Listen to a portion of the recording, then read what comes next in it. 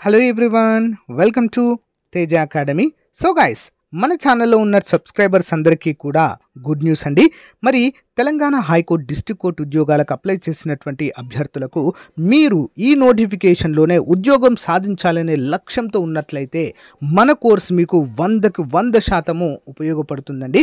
మరి అభ్యర్థుల కోరిక మేరకు కోర్సు ఫీ అనేది తగ్గించామండి. 1 ఇయర్ వ్యాలిడిటీతో ఉన్నటువంటి 399 రూపీస్ కోర్స్ని జస్ట్ ప్రజెంట్ 299 రూపీస్కి అందజేస్తున్నామండి. ఎంత అండి? 299 రూపీస్కు మాత్రమే ప్రజెంట్ అందజేస్తున్నాము.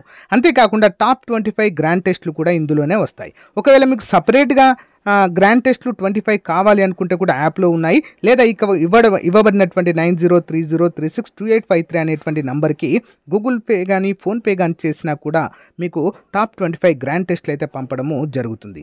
మీకు గ్రాండ్ టెస్ట్లు ఏ విధంగా ఉన్నాయి తెలుసుకోవాలనుకుంటే ఒక డెమో టెస్ట్ అనేది పీడిఎఫ్ లింక్ వీడియో డిస్క్రిప్షన్లో ఇస్తాను, ఫ్రీగా అది డౌన్లోడ్ చేసుకొని మీరైతే కన్ఫర్మ్ చేసుకోవచ్చు ఎలాగున్నాయి ఏంటి అనేది.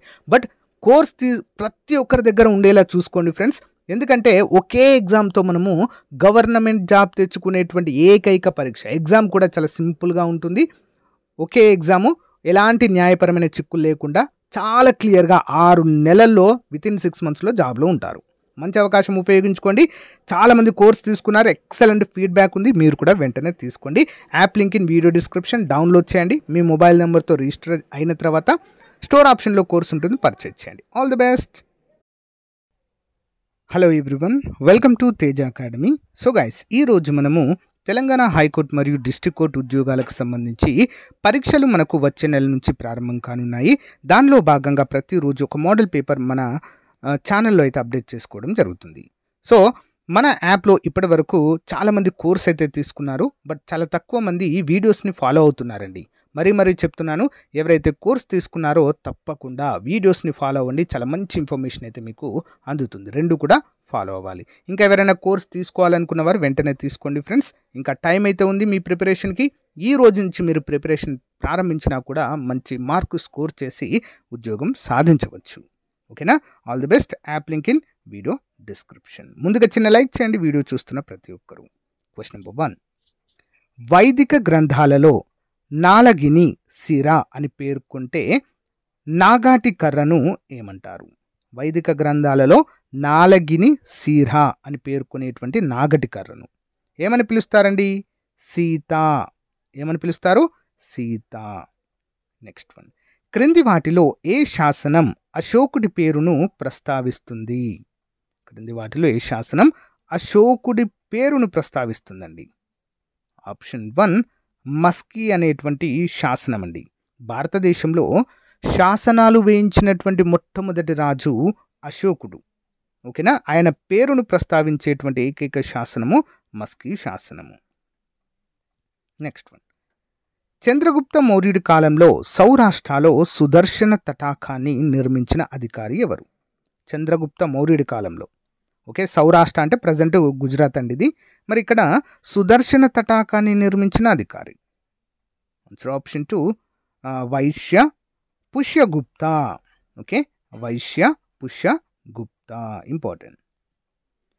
క్రింది వాటిని జతపరచండి. నరబలుల నిషేధ చట్టము, కుల వివక్ష నిర్మూలన చట్టము, వితంతు పునర్వివాహ చట్టము, ఆడ శిశు హత్యల నిషేధ చట్టము. మరి బ్రిటిష్ వారి కాలంలో ఏ సంవత్సరాలలో వీటికి చట్టాలు చేశారు? 1 by 1 చూద్దామండి. నరబలుల నిషేధ చట్టము 1856లో చేయడం జరిగిందండి. ఓకేనా? కుల వివక్ష నిర్మూలన చట్టము 1802లో చేశారు. వితంతు పునర్వివాహ చట్టము 1846 వాట్ ఈజ్ 1 కాలంలో చేశారు. ఆడ శిశువు హత్యల నిషేధ చట్టము 1850 డలౌసీ కాలంలో చేయడము జరిగింది. Most important question. Okay, next one చూద్దాం. గాంధీజీ అహ్మదాబాద్ మిల్లు కార్మికుల కోసం ఏ సంవత్సరంలో ఉద్యమాన్ని చేపట్టారు? గాంధీజీ గారు అహ్మదాబాద్లో మిల్లు కార్మికుల కోసం అండి. ఎప్పుడు? ఆప్షన్ 4 1918లో. ఎప్పుడండి? 1918లో. గాంధీజీ గారు సౌత్ ఆఫ్రికా నుండి 1915 జనవరి 9 భారతదేశానికి తిరిగి రావడం జరిగింది. దీన్ని మనము ఏమంటారు దీన్ని, స్వదేశ్ భారతీయ దివాస్గా నిర్వహించుకుంటాం ప్రతి సంవత్సరము. ఓకేనా. మరి గాంధీజీ గారు మొదటగా భారతదేశానికి వచ్చి 1917 సమయంలో చంపారన్ సత్యాగ్రహం చేపట్టారండి. చంపారన్. దాని తర్వాత 1918లో అహ్మదాబాద్లోని మిల్లు కార్మికుల కోసం కూడా ఉద్యమాన్ని చేపట్టడం జరిగింది. ఓకే. నెక్స్ట్, మొదటి రౌండ్ టేబుల్ సమావేశము ఎప్పుడు జరిగింది? మొదటి రౌండ్ టేబుల్ సమావేశము ఎప్పుడండి? 1930 నవంబర్ 12 నుండి 1931 జనవరి 19 వరకు ఈ యొక్క మొదటి రౌండ్ టేబుల్ సమావేశం జరిగింది. అయితే 1919 చట్టం గురించి, మరి నియోజకవర్గాలలో ముస్లింలకు ప్రాధాన్యత ప్లస్ ఇతర వర్గాల వారికి ప్రాధాన్యత, ప్రత్యేక నియోజకవర్గాలకి కేటాయింపు అంశం పైన మరి ఎవరికి ఏకాభిప్రాయం కుదరలేదండి. కుదరకపోవడంతో 1927లో సైమన్ కమిషన్ వేయడం జరుగుతుంది. సైమన్ కమిషన్ మరి భారతదేశానికి వచ్చేసి ఎవరికి ఎంత ప్రాతినిధ్యము ఇవ్వాలి, ఎన్ని నియోజకవర్గాలు కేటాయించాలనే అంశం పైన ప్రజాభిప్రాయ సేకరణ కోసం రావడం జరిగింది. కానీ దీంట్లో భారతీయులు ఎవరు లేకపోవడంతో సైమన్ గో బ్యాక్ అనేటువంటి నినాదాన్ని ఇవ్వడం అయితే జరిగింది. ఇప్పుడు కూడా మరి దీనిపైన కూడా క్లారిటీ లేకపోవడంతో ఏం చేశారంటే బ్రిటిష్ వారు, ఇక లాభం లేదు, మీరంతా కూడా లండన్కు రండి, ఓకేనా, అక్కడనే రౌండ్ టేబుల్ సమావేశాలు నిర్వహించి మనము దీనిపైన క్లారిటీ తీసుకొద్దామని చెప్పడం అయితే జరిగింది. దాని ఫలితంగానే లండన్లో రౌండ్ టేబుల్ సమావేశాలు 1930 నుంచి 32 వరకు నిర్వహించడము జరిగింది. మరి 3 రౌండ్ టేబుల్ సమావేశాలకు హాజరైన ఏకైక భారతీయ వ్యక్తి ఎవరు? కామెంట్ రూపంలో తెలియచేయండి. చాలాసార్లు ఎగ్జామ్లో అడిగారు. 3 రౌండ్ టేబుల్ సమావేశాలకు పార్టిసిపేట్ చేసిన ఏకైక భారతీయ వ్యక్తి. మీకు తెలిస్తే ఆన్సర్ చేయండి కంపల్సరిగా. తెలియకపోతే రౌండ్ టేబుల్ సమావేశాలను కామెంట్ పెట్టండి, ఆన్సర్ చెప్తా. నెక్స్ట్ వన్, నన్నయ్య అనువదించిన మహాభారత భాగాలు ఏవి? నన్నయ్య, తిక్కన, ఎర్రప్రగడ. ఓకేనా, ముగ్గురు ఉంటారండి, కవిత్రయము అంటారు వీరు ముగ్గురిని మనము. మరి మహాభారతంలోని ఎన్ని భాగాలను నన్నయ్య గారు అనువదించడం అయితే జరిగింది? ఆన్సర్ ఆప్షన్ 2, ఆది పర్వము మరియు సభాపర్వాలను నన్నయ్య మరి ఆంధ్రీకరించడం జరిగింది, అంటే అనువదించడం అయితే జరిగింది. నెక్స్ట్ వన్, గౌతమిపుత్ర శాతకర్ణి సాధించిన సైనిక విజయాలను తెలిపే శాసనము ఎక్కడ ఉంది? గౌతమిపుత్ర శాతకర్ణి సైనిక విజయాలను తెలిపే శాసనం ఎక్కడండి? Nashik present Maharashtra. Okay. Next, Vembanad సరస్సులో కేరళ ప్రభుత్వం ఏటా నిర్వహించే నెహ్రూ కప్ ఏ క్రీడకు సంబంధించినది? నెహ్రూ కప్ వెంబనాడు సరస్సు కేరళలో ఉంటుందండి, చాలాసార్లు ఎగ్జామ్లో అడిగారు. ఓకే. మరి ఇక్కడ నిర్వహించేటువంటి నెహ్రూ కప్ ఏ క్రీడకు సంబంధించిందండి? ఆప్షన్ 4, పడవల పోటీ, స్నేక్ బోట్ అంటారు దీన్ని, పడవల పోటీ. నెక్స్ట్ వన్, అన్నమలై పర్వతాలకి దక్షిణంగా విస్తరించి ఉన్న కొండలు ఏవి? అన్నమలై పర్వతాలకి దక్షిణంగా విస్తరించి ఉన్న కొండలు. ఆన్సర్ ఆప్షన్ 2, యాలుక కొండలు, కార్డమం కొండలను కూడా అంటారు దీన్ని, యాలకుల కొండలు. ఇంపార్టెంట్ క్వశ్చన్ అండి. నెక్స్ట్ వన్, పర్యావరణం యొక్క భౌతిక, రసాయన మరియు జీవ లక్షణాల్లో వచ్చు అవాంఛనీయ మార్పులను ఏమంటారు? పర్యావరణం యొక్క భౌతికపరమైన, రసాయనికపరమైన, జీవ లక్షణాల్లో వచ్చేటువంటి అవాంఛనీయం అంటే అనుకోకుండా వచ్చేటువంటి మార్పులను ఏమంటారు? ఆప్షన్ 1, జీవావరణ కాలుష్యము అంటాము. ఓకే, జీవావరణ కాలుష్యము. నెక్స్ట్, అంతర్జాతీయ ఓజోన్ సంరక్షణ దినోత్సవంగా క్రింది వాటిలో ఏ రోజును జరుపుకుంటారు? అంతర్జాతీయ ఓజోన్ సంరక్షణ దినోత్సవం 12వది. ఆన్సర్ ఆప్షన్ 2 అండి, సెప్టెంబర్ 16. ఓకే, సెప్టెంబర్ 16వ తారీఖున నిర్వహించుకుంటాం. మరి సూర్యుని నుండి వచ్చేటువంటి అతినీల లోహిత కిరణాలను మన శరీరం పైన పడకుండా కాపాడేదే ఓజోనో లేయర్. దీన్ని మనము O3 అంటామండి. O3 ట్రోపో ఆవరణంలో ఓజోనో లేయర్ అయితే ఉంటుంది. ఓకే. నెక్స్ట్, భారతదేశంలో పంట కాలాలు ఏవి? పంట కాలాలు ఆప్షన్ 3 అండి, ఖరీఫ్, రబీ మరియు జైద్ అనేటువంటి 3 కాలాలు అయితే ఉంటాయండి. ఓకే. నెక్స్ట్ వన్, క్రింది వాటిలో గ్రామ పంచాయతీ వసూలు చేయు పన్ను ఏది? గ్రామ పంచాయతీ వసూలు చేస్తుందండి ఈ పన్నును, ఏంటది? ఆన్సర్ ఆప్షన్ 3 గృహ పన్ను లేదా ఇంటి పన్ను అంటాము. ఓకేనా, హౌస్ ట్యాక్స్ని గ్రామ పంచాయతీలే వసూలు చేయడము జరుగుతుంది. నెక్స్ట్ వన్, క్రింద తెలిపిన పరిశ్రమలలో ఏ పరిశ్రమ తప్పనిసరి లైసెన్సింగ్ నుంచి మినహాయించబడలేదు? లైసెన్సింగ్ నుంచి మినహాయింపబడలేదు. ఏంటది? సిగరెట్ అండి. సిగరెట్కు మినహాయింపు లేదు. గ్లాస్, గాజు పరిశ్రమకు ఉంది, కాగిత పరిశ్రమకు ఉంది, పెయింట్ మరియు అనుబంధ వస్తువుల పరిశ్రమలకు కూడా లైసెన్సింగ్ నుంచి మినహాయింపు అయితే ఉంటుంది, కానీ సిగరెట్ పరిశ్రమకు తప్పకుండా లైసెన్స్ అనేది ఉండాలి. నెక్స్ట్ వన్, గిరిజన జనాభా అధికంగా ఉన్న లేదా అత్యధికంగా ఉన్న రాష్ట్రం ఏంటి? గిరిజన జనాభా ఎక్కడండి? మధ్యప్రదేశ్ అండి. మధ్యప్రదేశ్లోనే మరి గిరిజనులు అత్యధికంగా ఉంటారండి. దీన్ని మనం టైగర్ స్టేట్ అంటాము. అడవులు అత్యధికంగా విస్తరించి ఉన్న రాష్ట్రం కూడా మధ్యప్రదేశ్. మరి ఇక్కడ అత్యధికంగా ఉండేటువంటి గిరిజన తెగ ఏంటో తెలుసా అండి? గోండులు. ఓకే, గోండులు ఇంపార్టెంట్, గుర్తుంచుకోవాలి. పార్లమెంటును సమావేశపరచడానికి, వాయిదా వేయడానికి, లోక్సభను రద్దు చేయడానికి రాష్ట్రపతికి గల అధికారాలను సూచించే నిబంధన ఏది? ఆప్షన్ 3 85 అండి. 85 రాష్ట్రపతి గారికి ఉండేటువంటి విచక్షణాధికారాల్లో ఇది కూడా ఒకటిగా మనమైతే చెప్పుకోవచ్చు. ఓకేనా, అంతేకాకుండా పార్లమెంటు ఇరు సభల మధ్య ఏదైనా బిల్లు ఆమోదించే విషయంలో సందిగ్ధత ఏర్పడినప్పుడు మరి ఇరు సభల యొక్క సంయుక్త సమావేశాన్ని నిర్వహించే అధికారం కూడా రాష్ట్రపతి గారికే ఉంటుంది. 108వ ఆర్టికల్ ప్రకారం అండి. 108వ ఆర్టికల్ ప్రకారం రాష్ట్రపతికి ఇరు సభల సంయుక్త సమావేశాలు నిర్వహించే అధికారం అయితే ఉంటుంది. గమనించాలి. మరి ఇరు సభల సంయుక్త సమావేశానికి అధ్యక్షత వహించేవారు ఎవరండి? రాష్ట్రపతియా? కాదు, స్పీకర్. ఓకే, స్పీకర్ దీనికి అధ్యక్షత వహిస్తారు. ఇంపార్టెంట్, చాలాసార్లు ఎగ్జామ్లో అడిగారు కాబట్టి గుర్తుంచుకోవాలి. నెక్స్ట్, నిధుల దుర్వినియోగం, క్రమశిక్షణ రాహిత్యానికి శిక్షలు కలిగి ఉన్న నిబంధన ఏది? నిధుల దుర్వినియోగం, క్రమశిక్షణ రాహిత్యానికి శిక్షలు కలిగి ఉన్న నిబంధన 18 ఆప్షన్ 3 అండి. 243 ZQ ఇంపార్టెంట్. నెక్స్ట్ వన్, క్రింది వాటిని జతపరచండి. జాతీయ అత్యవసర పరిస్థితి, రాజ్యాంగ అత్యవసర పరిస్థితి, ఆర్థిక అత్యవసర పరిస్థితి, రాజ్యాంగ సవరణ విధానము. ఏ ఆర్టికల్స్ అయితే ఈ విషయాలను తెలియజేస్తాయి? చాలా ఇంపార్టెంట్ క్వశ్చన్ అండి.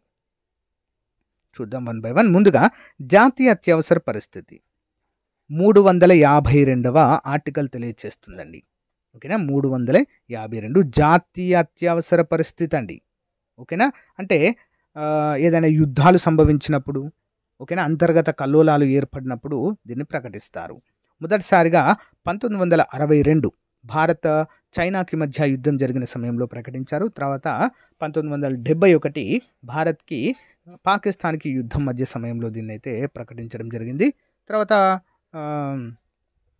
ఇందిరాగాంధీ టైంలో మరి ఎమర్జెన్సీ విధించినటువంటి 1975 ఆ టైంలో కూడా విధించడం అయితే జరిగింది. ఇంపార్టెంట్, గుర్తుంచుకోవాలి. నెక్స్ట్, రాజ్యాంగ అత్యవసర పరిస్థితి ఏంటండి? 350 రాజ్యాంగ అత్యవసర పేరులోనే ఉందండి. రాజ్యాంగ అత్యవసర పరిస్థితి ఏంటంటే ఏదైనా రాష్ట్రంలో అనుకోని సందర్భంగా అక్కడ ప్రభుత్వం కూలిపోతుందో, మెజారిటీ కోల్పోతుందో అక్కడ మరి రాజ్యాంగ అత్యవసర పరిస్థితిని విధిస్తారండి. దీన్నే రాష్ట్రపతి పాలనగా కూడా మనమైతే చెప్పుకోవచ్చు. ఇటీవల మణిపూర్లో విధించారు సేమ్. ఓకే, నెక్స్ట్ వన్, ఆర్థిక అత్యవసర పరిస్థితి ఏంటి? ఆర్టికల్ 360. ఇప్పటి వరకు ఆర్థిక అత్యవసర పరిస్థితిని మన దేశంలో ఎన్నిసార్లు విధించారండి? 0. ఇప్పటి వరకు ఒక్కసారి కూడా విధించలేదు. ఓకేనా, ఇంపార్టెంట్. నెక్స్ట్, రాజ్యాంగ సవరణ విధానము 368 అండి. దీన్ని మనం సౌత్ ఆఫ్రికా నుంచి తీసుకున్నాం. ఓకే, రాజ్యాంగ సవరణ విధానాన్ని. ఇంపార్టెంట్. నెక్స్ట్ వన్, క్రింది వాటిని జతపరచండి. జీవశాస్త్ర పితామహుడు, వ్యాధి నిరోధక శాస్త్ర పితామహుడు, జీవ పరిణామ శాస్త్రవేత్త, యాంటీబయాటిక్స్ పితామహుడు. ఓకే, వీటి యొక్క పితామహులు ఎవరు? చూద్దాం వన్ బై వన్. ముందుగా జీవశాస్త్ర పితామహుడు అరిస్టాటిల్, వ్యాధి నిరోధక శాస్త్ర పితామహుడు ఎడ్వర్డ్ జెన్నర్. ఓకే, జీవశాస్త్ర పితామహుడు జీవ పరిణామ శాస్త్ర పితామహుడు చార్లెస్ డార్విన్, యాంటీబయాటిక్స్ పితామహుడు అలెగ్జాండర్ ఫ్లెమింగ్. ఓకేనా, ఇంపార్టెంట్ క్వశ్చన్ అండి. మొక్కలలో పెరుగుదల అభివృద్ధిని నియంత్రించే హార్మోన్ని ఏమంటారు? మొక్కలలో పెరుగుదల అభివృద్ధిని నియంత్రించే హార్మోన్ ఏంటండి అది? ఆప్షన్ 1 ఫైతో హార్మోన్స్ అంటారు వీటిని, ఫైతో హార్మోన్స్. నెక్స్ట్, ఆరోగ్యవంతుని దృష్టికోణము ఎంత ఉంటుంది? ఆరోగ్యవంతుని దృష్టికోణము 60 డిగ్రీలు అండి. ఇది వ్యక్తి వయసును బట్టి మారుతుంది. 60 డిగ్రీలు అయితే స్టాండర్డ్గా ఆరోగ్యవంతుని యొక్క దృష్టికోణము ఉంటుంది. నెక్స్ట్ వన్, అంటుకోని వంట పాత్రలపై, అంటే వీటిని మనము నాన్ స్టిక్ ప్యాన్స్ అంటాము. దీనిపైన పూతకు రసాయన వంపు భాగాలు అండ్ గాస్కెట్ల తయారీలో వాడే పాలిమార్ ఏది? ఓకే, నాన్ స్టిక్ పాత్రలపైన ఇది పూస్తారండి ఏవైనా చేసినప్పుడు అతుక్కోకుండా. ఏంటది? టెప్లాన్. ఓకే, టెప్లాన్ పూయడము జరుగుతుంది. నెక్స్ట్ వన్, క్లోనింగ్ ప్రక్రియ ద్వారా ఉద్భవించిన జీవుల పేర్లు, వాటి జాబితాను జతపరచండి. ఇటీవల ఈ క్వశ్చన్స్ తరచూ అడుగుతున్నారండి. ఓకేనా, క్లోనింగ్ ద్వారా సృష్టించబడినటువంటి జంతువుల గురించి. ఓకే, ముందుగా కార్ఫ్, మాషా, మోరాక్, టెట్రాన్. చూద్దాం వన్ బై వన్. ముందుగా కార్ప్ అంటే ఏంటండి? ఇది ఒక చేప అండి, క్లోనింగ్ ద్వారా సృష్టించబడినటువంటి చేప. ఓకే, నెక్స్ట్ మాషా అంటే ఎలుక అండి, ఎలుక. నెక్స్ట్ మోరాగ్ అంటే ఇదొక, మోరాగ్ అంటే ఆప్షన్ డి అండి, గొర్రె. టెట్రా అంటే రీసెర్చ్ జాతి కోతి. ఓకే, ఇంపార్టెంట్ క్వశ్చన్ అండి, గుర్తుంచుకోవాలి. నెక్స్ట్ వన్, 2025-26 తెలంగాణ బడ్జెట్ మూడవసారి ప్రవేశపెట్టిన వారు ఎవరు?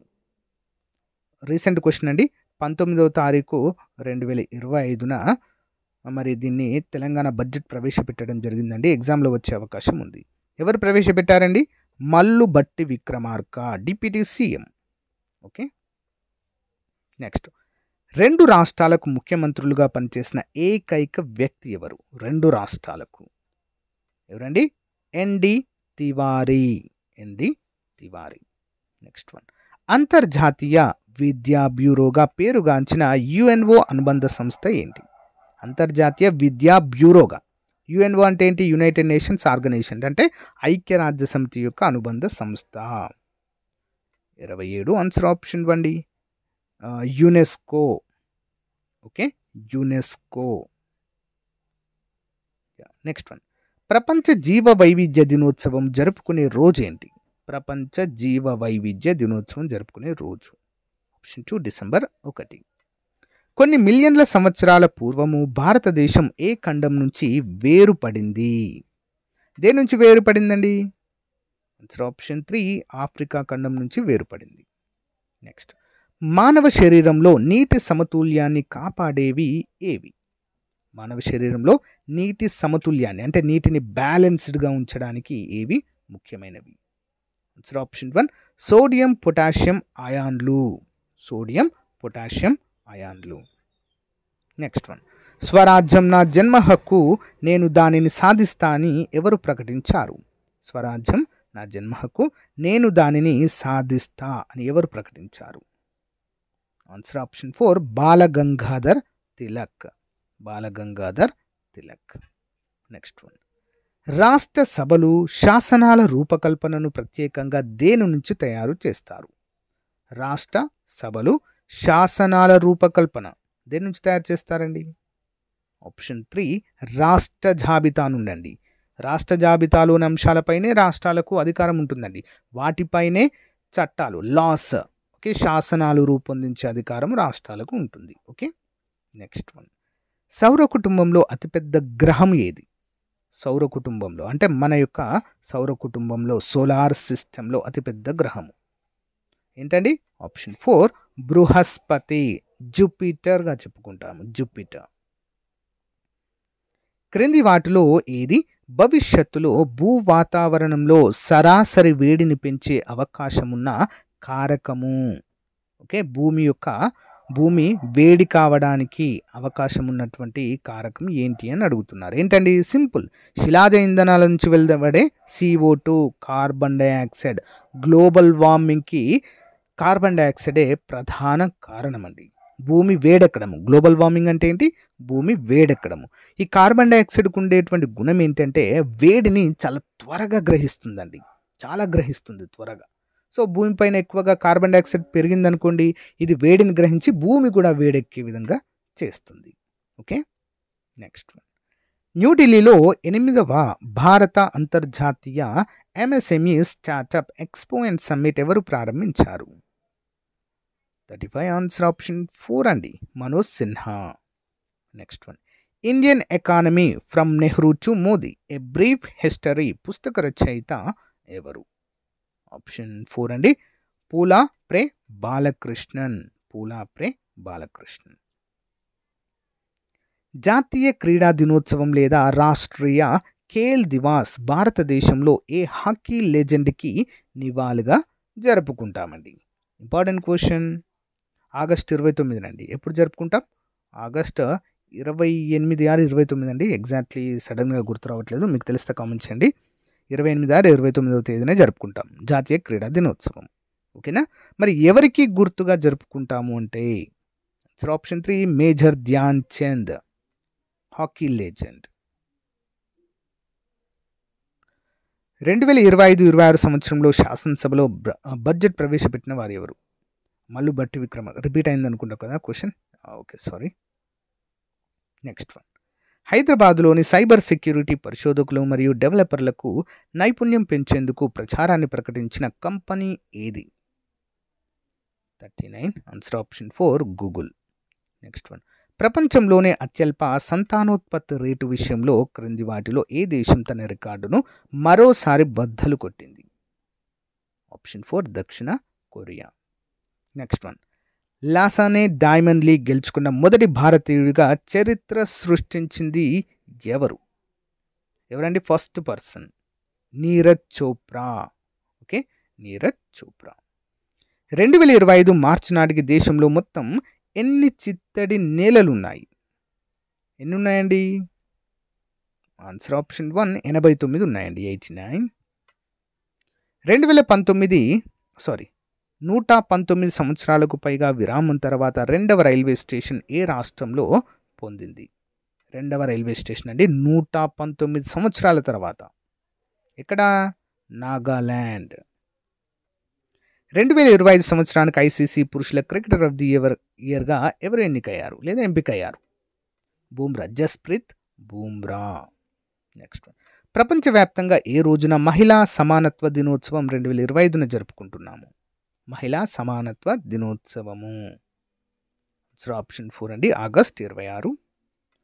1997 ఆగస్టు 11న సూర్యపేటలో జరిగిన తెలంగాణ మహాసదస్సు పేరేంటి లేదా తెలంగాణ మహాసభ పేరేంటి? Answer option 2 Dokadinna Telangana. Next one. కాకతీయుల కాలం నాటి ప్రఖ్యాత నృత్యము పేరేంటి? ఓకే, జయపసేనాని ఈ నృత్యాన్ని అయితే రూపొందించడం అయితే జరిగిందండి. జయపసేనాని ఎవరు? ఏంటి నృత్యం పేరు? పేరిణి శివతాండవం. యుద్ధానికి వెళ్ళేటువంటి సైనికులు ఈ యొక్క నృత్యాన్ని చేస్తూ మోటివేట్ అయ్యేవారండి. ఓకే. 9వ శతాబ్దంలో తెలంగాణ మాండలిక భాషలో వరంగల్లో వెలువడిన శాసనం ఏది? తెలంగాణ మాండలిక భాషలో వరంగల్లో వెలువడిన శాసనం 48. ఆన్సర్ ఆప్షన్ 1 కొరివి శాసనము. కొరివి శాసనం. నాగార్జున కొండ శిథిలాలను మొదట కనుగొన్న వారు ఎవరు? నాగార్జున కొండ శిథిలాలను మొదట కనుగొన్న శాస్త్రవేత్త. ఇదొక బౌద్ధ క్షేత్రం అండి. ఓకేనా, బౌద్ధ క్షేత్రం. ఆచార్య నాగార్జునుడు ఇక్కడ బౌద్ధ క్షేత్రాన్ని నియమించడం అయితే జరిగింది. మరి దీన్ని ఎవరు కనుగొన్నారండి శిథిలాలను? ఏఆర్ సరస్వతి గారు కనుగొనడము జరిగింది. Next one. సికింద్రాబాద్లోని ఉజ్జాయిని మహంకాళి దేవాలయంను నిర్మించిన వారు ఎవరు? సికింద్రాబాద్లోని ఉజ్జాయిని మహంకాళి దేవాలయమును. 50వది ఆన్సర్ వచ్చేసి ఆప్షన్ 1 సూరిటి అప్పయ్య. సూరిటి అప్పయ్య. నల్గొండ జిల్లాలో క్రీస్తు శకము 1660లో పురావస్తు శాఖ రక్షిత కట్టడంగా గుర్తించి పరిరక్షిస్తున్న ప్రసిద్ధ బౌద్ధ క్షేత్రము ఏది? 51 option 4 Kolanupaka. Okay, Kolanupaka. Next one, Nizam రాజ్య అండమాన్ అని ఏ జైలును పిలుస్తారు? నిజాం రాజ్య అండమాన్ అని దేన్ని పిలుస్తారండి? ఆప్షన్ 4 మన్ననూర్ అనేటువంటి జైలును నిజాం సామ్రాజ్యంలో ఇదొక అండమాన్ జైలు, అంత దుర్భేద్యంగా ఉండేదండి. ఓకేనా. నెక్స్ట్ వన్, తెలంగాణ ఉద్యమంలో భాగంగా సడక్ బంద్ కార్యక్రమాన్ని ఏ రోజున నిర్వహించారు? సడక్ బంద్ అండి, ఇంపార్టెంట్ క్వశ్చన్. ఎప్పుడు నిర్వహించారు? ఆప్షన్ 1 2013 మార్చి 21. నెక్స్ట్ వన్, కాకతీయుల వంశంలో కాకతి అనేటువంటి పదానికి అర్థం ఏంటి? కాకతి అర్థం ఏంటండి? ఆప్షన్ 4 గుమ్మడి లేదా కూష్మాండం. గుమ్మడి లేదా కూష్మాండం అంటారండి కాకతి అనేటువంటి పదానికి అర్థం. సాధారణంగా మలీంద ముద్దలు అనేటువంటి పిండి వంటకము తెలంగాణలో ఏ పండుగ రోజు చేస్తారు? మలీద ముద్దలు. 55 ఆప్షన్ 1 బతుకమ్మ. నెక్స్ట్ వన్, ఈ క్రింది వారిలో తెలంగాణలో మహమ్మదీయ పాలకుల నిరంకుశత్వాన్ని ఎదురించిన ప్రఖ్యాత తెలంగాణ తొలి విప్లవ వీరుడు ఎవరు? Answer option 2 Sarvai Papanna. Next one, Pochera జలపాతము ఏ జిల్లాలో ఉంది? పొచ్చెర జలపాతము. 57 ఆన్సర్ వచ్చేసి ఆప్షన్ 2 అండి, ఆదిలాబాద్లో కలదు. నెక్స్ట్ వన్, ఆసరా పథక లబ్ధిదారులకు సంబంధించి క్రింద ఇచ్చినటువంటి సరైన జతలను గుర్తించండి. వృద్ధులకు గులాబీ కార్డు, వితంతువులకు నీలం కార్డు, వికలాంగులకు ఆకుపచ్చ కార్డు. సరైన సమాధానం ఏంటి మరి ఇందులో చూద్దాం. 58 ఆన్సర్ ఆప్షన్ 1 అండి. 1వది ఏ, వృద్ధులకు గులాబీ కార్డు ఇస్తారు, వితంతువులకు నీలం కార్డు అండి, అండ్ వికలాంగులకు ఆకుపచ్చ కార్డు. ప్రస్తుతము తెలంగాణలో తలసరి ఆదాయము తక్కువగా ఉన్నటువంటి జిల్లా ఏది? తలసరి ఆదాయం తక్కువగా ఆదిలాబాద్లో తక్కువగా ఉందండి. క్రింది వాటిలో ఏది కృష్ణానది యొక్క ఉపనది కాదు? కృష్ణానది యొక్క ఉపనది కాదు. ఏంటది? పూర్ణ కాదండి. ఓకేనా. మలప్రభ, ఘటప్రభ, భీమా అనేటువంటివి కృష్ణానదికి ఉపనదులుగా ఉన్నాయి. సో గైస్, ఇది రోజుకు సంబంధించినటువంటి మోస్ట్ ఇంపార్టెంట్ మోడల్ పేపర్ అండి. ప్రతిరోజు ఒక మోడల్ పేపర్ అయితే మీకు అప్డేట్ చేయడం జరుగుతుంది. రెగ్యులర్గా ఫాలో అవ్వండి. ఇంకా ఎవరైనా మన కోర్స్ తీసుకున్నట్లయితే, గ్రాండ్ టెస్ట్లు కూడా తీసుకున్నట్లయితే వెంటనే తీసుకోండి. మీకు 100కి 100% యూస్ఫుల్గా ఉంటాయి. Thank you. Have a nice day. By.